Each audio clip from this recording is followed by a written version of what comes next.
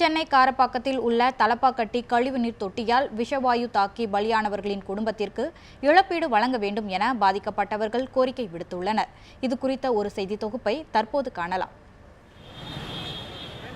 காரப்பாக்கத்தில் உள்ள தலப்பாக்கட்டி உணவகத்தில் கழிவுநீர் தொட்டி சுத்தம் செய்யும் பணியில் ஈடுபட்ட சென்னை கண்ணகி நகரை சேர்ந்த குமார், சரவணன் மற்றும் முருகன் ஆகியோர் உட்பட 4 பேர் விஷவாயு தாக்கி பரிதாபமாக உயிரிழந்தனர். தொழிலாளர்கள் அனைவரும் ஒரே குடும்பத்தைச் சேர்ந்தவர்கள் என்பது இன்னும் சோகத்தை ஏற்படுத்தியுள்ளது.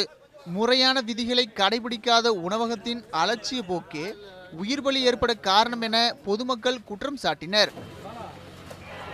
அந்த கழிவுநீர் தொட்டியை சுத்தம் செய்வதற்கு உள்ளே இறங்கும் பொழுது விஷவாயு தாக்கி 3 பேரும் ஒரே குடும்பத்தைச் சேர்ந்தவர்கள் பலியாகி இருக்கிறார்கள். ஆனால் மின்சார டிரான்ஸ்ஃபார்மருக்கு அடியிலே கழிவுநீர் தொட்டியின் முகப்பை வைத்து நிர்வாகம் செய்வதற்கு எப்படி சிஎம்டிஏ அனுமதித்தது என்று தெரியவில்லை. 3 பேரை இழந்த அந்த குடும்பத்தின் எதிர்காலமே தற்போது கேள்விக்குறியாகி உள்ளது.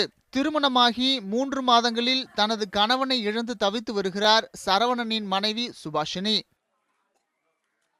எங்களுக்கு ஃபோனில் தான் தெரிஞ்சுது. அவர் இறந்த விஷயமே எங்களுக்கு அப்போ தான் தெரியும். எங்கள் மாமியார் எங்கள் மூத்தாரும் இறந்துட்டாங்க. அவங்களுக்கும் 2 பசங்க. அவனுங்க 2 பேரும் காலேஜ் படிக்கிறான். ஒருத்தன் காலேஜ் படிக்கிறான், ஒருத்தன் வேலை செய்கிறான். பாதிக்கப்பட்ட தொழிலாளர்களின் குடும்பத்திற்கு தலப்பாக்கட்டி உணவகம் 10 லட்சம் ரூபாய் வழங்க வேண்டும் என்றும் குடும்ப உறுப்பினர்களுக்கு வேலை வழங்க வேண்டும் என்றும் பாதிக்கப்பட்டவர்கள் கோரிக்கை விடுத்துள்ளனர்.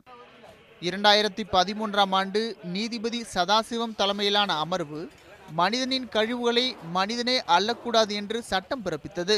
இந்த சட்டம் ஏட்டளவிலிருந்து என்று நடைமுறைக்கு வருகிறதோ அப்போதுதான் இதுபோன்ற உயிரிழப்புகள் ஏற்படாமல் இருக்கும் என்று ஆதங்கப்படுகிறார்கள் பொதுமக்கள்.